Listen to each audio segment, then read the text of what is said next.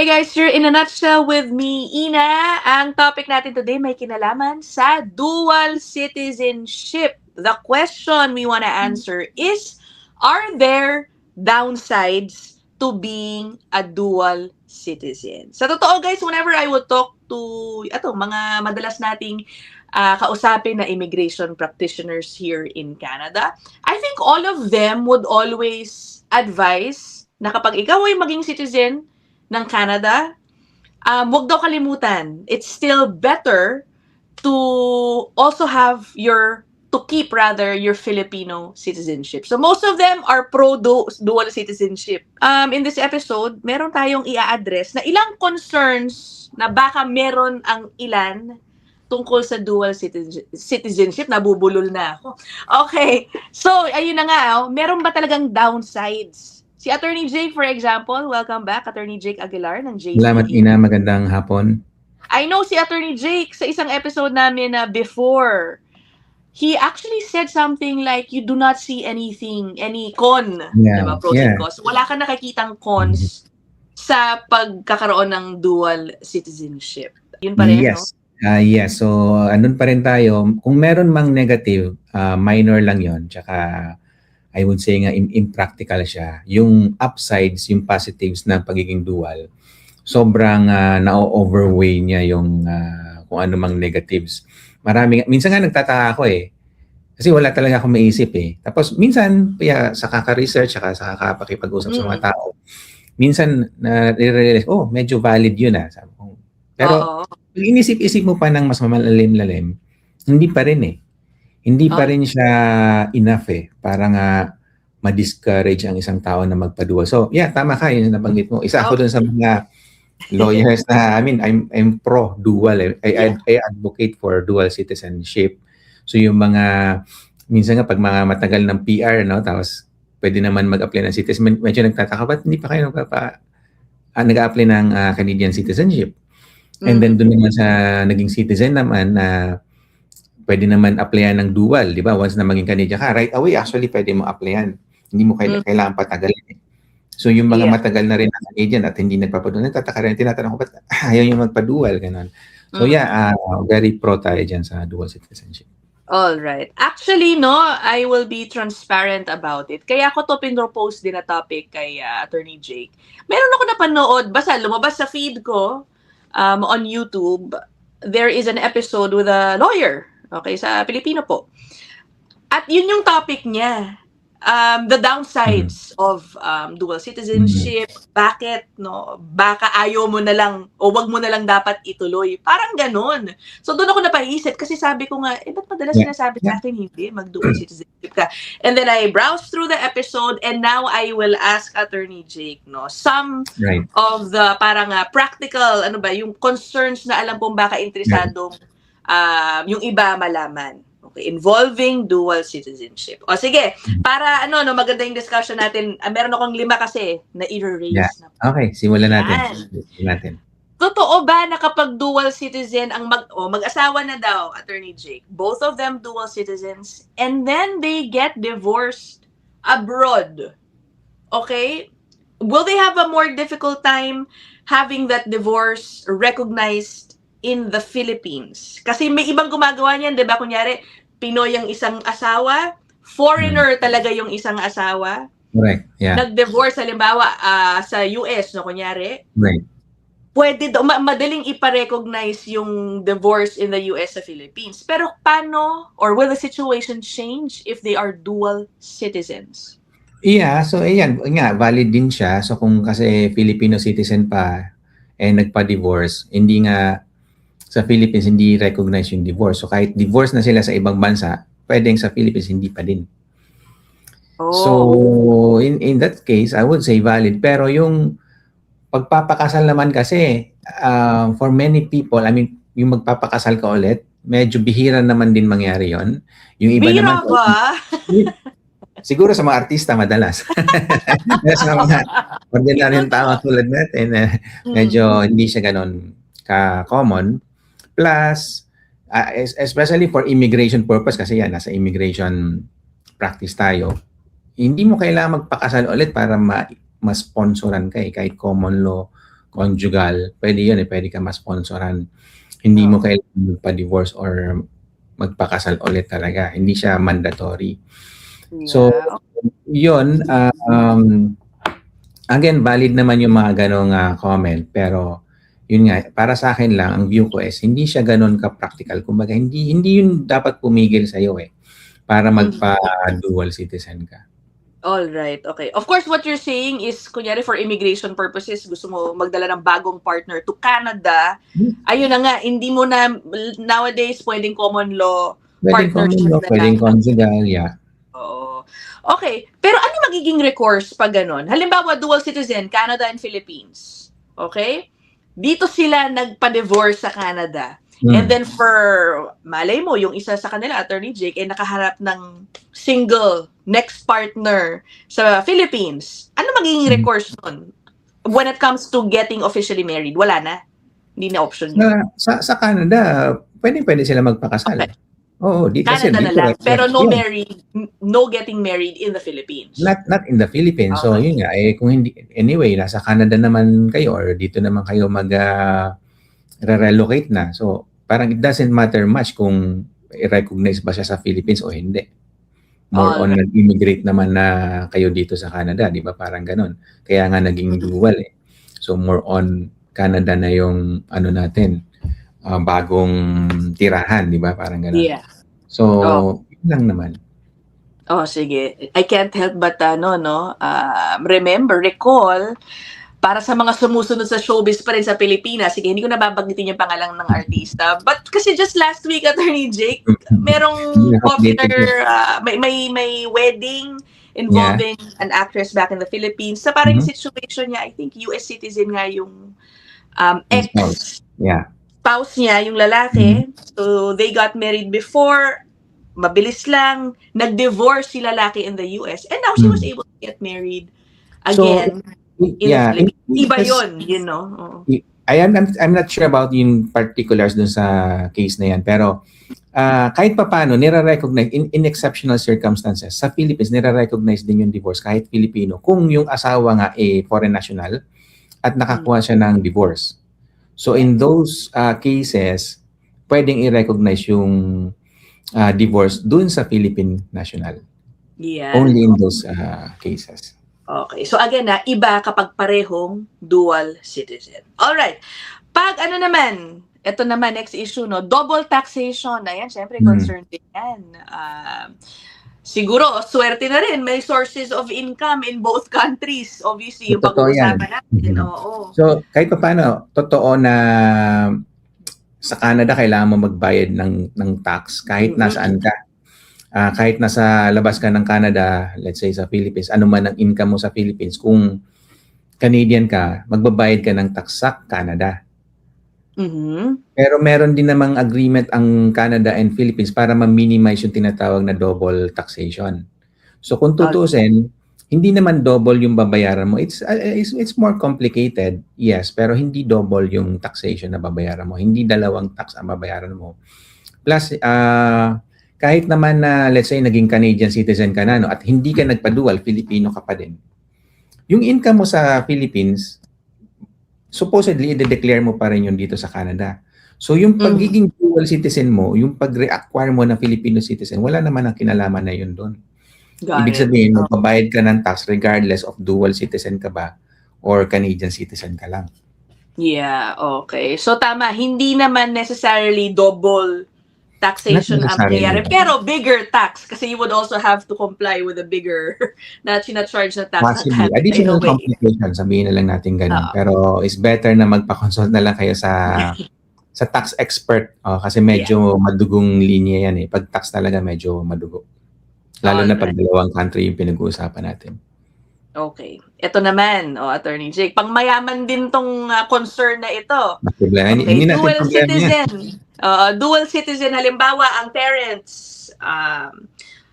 And then, may nag-pass away. Meron bang complications sa pagmamana, pag-distribute nito sa mga kamag-anak? Yeah, possibly din. Possibly. Ang isang example na naisip ko dyan, sa Philippines kasi, meron tayong forced heirs na tinatawag. So yung anak mga anak mo, tsaka asawa mo, hindi mo pwedeng alisan ng mana yun eh.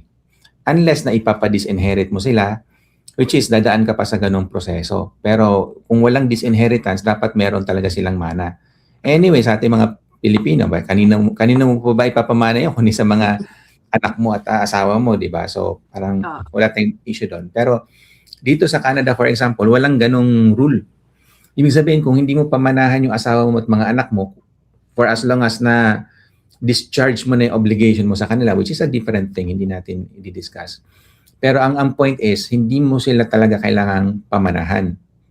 Hindi ka required na magpamana sa asawa at mga anak mo kung na-discharge mo na yung obligation mo sa kanila. Halimbawa, yung mga anak mo, napag-aral mo na, malalaki na, may mga trabaho na. So, wala ka ng obligation legally sa kanila. Pwede hindi mo sila pamanahan.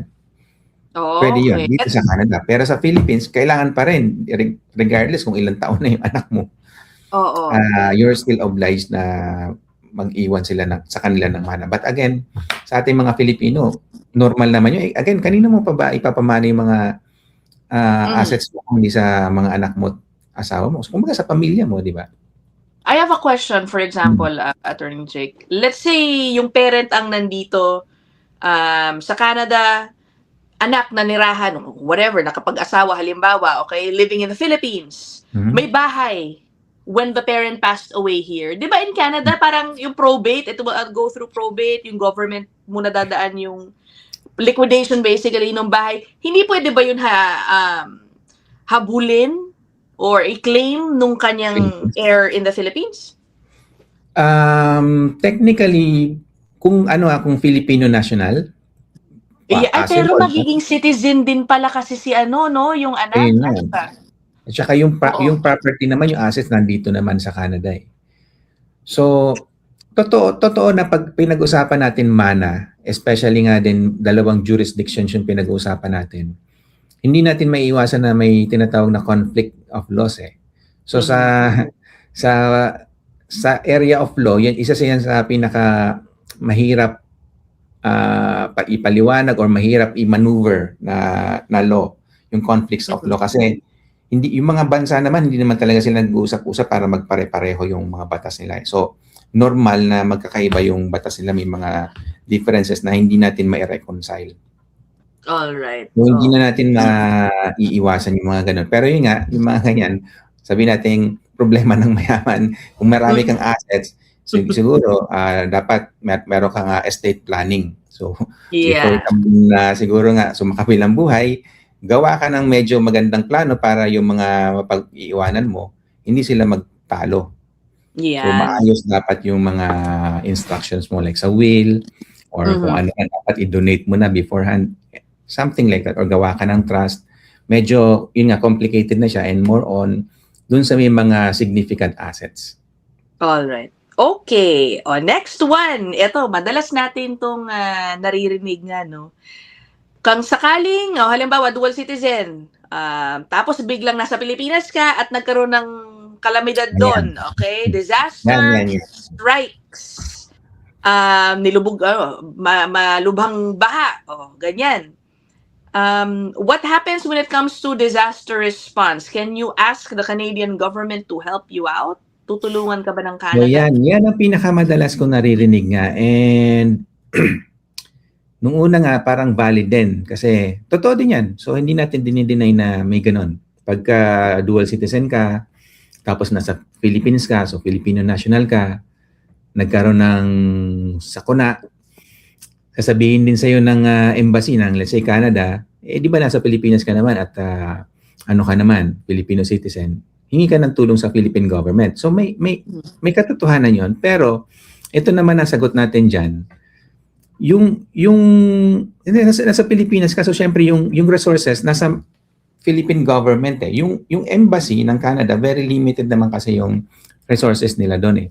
Even for their own citizens na hindi dual, hirap din silang mag-render ng assistance. Kaya talagang kino-conserve nila yung resources nila. So, most likely pa nga, kahit hindi dual citizen yung tao, kumbaga Canadian citizen lang, yung embassy, hihingi pa rin ng tulong sa Philippine government Kasi yung resources nga nasa atin, nasa Philippines, nasa Philippine government yung mga resources. Meron nga ako napanood na balita noon, ito magandang i-share kasi may nabalitaan ako isang grupo ng mga foreigners na parang nag-mountain climbing ba or nag-hiking and then bumagyo. So naligaw sila, stranded sila, hindi na sila makalabas dun sa gubat Puro foreign national, walang dual doon, talagang sabi natin banyaga lahat. Okay. Sinong tumulong sa kanila? Mga embassy ba nila? Pinuntahan sila hindi. Philippine government pa din. So ibig sabihin, regardless dual citizen ka man or what, wala kang choice. Filipino ang tutulong sa'yo. Ayaw mo ba noon na Filipino yung tutulong sa'yo? Hihintayin mo pa ba yung embassy mo? Hindi ka nila mapupunta. Wala silang resources para gawin yun. So, sa tingin ko nga din, hindi siya practical. May katotohanan siya, pero at the same time, parang dahil ba doon hindi ka magpapadual kasi gusto mong ang tumulong sa'yo yung Canadian Embassy, and which is sila din naman, wala silang resources. Yun lang. Actually, yung mas isa pang madalas na example dyan is kapag daw merong digmaan in times of war. Ayan. Isa pa yan. Pwede din yan. Napag-usapan na rin yata natin to noon, Attorney Jake. Pero ano ba ang katotohanan nga ulit dyan? Kapag dual citizen ka, naipit ka sa biglang gera sa Pilipinas, hindi ka daw kukunin ng Canada to keep you safe and bring you home here to Canada. Ayan. So totoo din yun. Siyempre, pag dual citizen ka, minsan yung loyalty mo parang questionable, di ba? O kanino ka ba talaga? Sa Pilipinas o sa mga ganong tanong, di ba?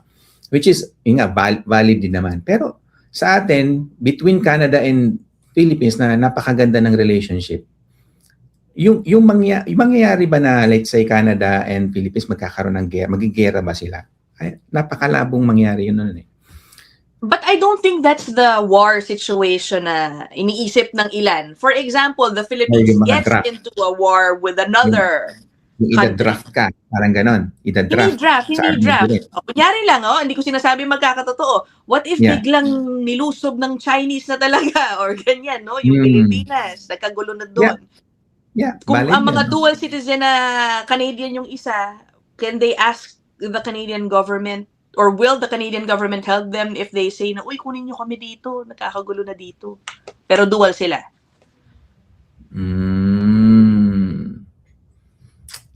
Napag-isip siya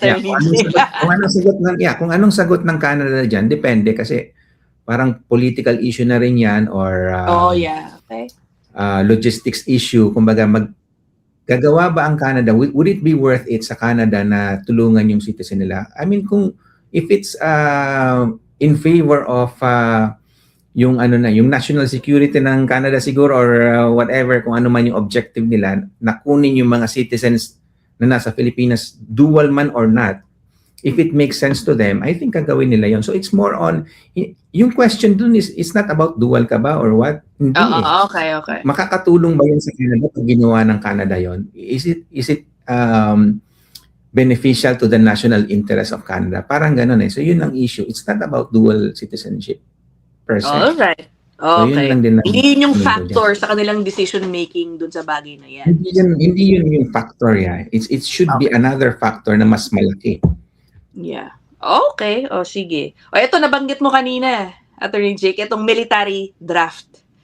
Okay. Yeah, draft. Again, I guess magiging rare this is a rare possibility. Medyo rare nga lang din.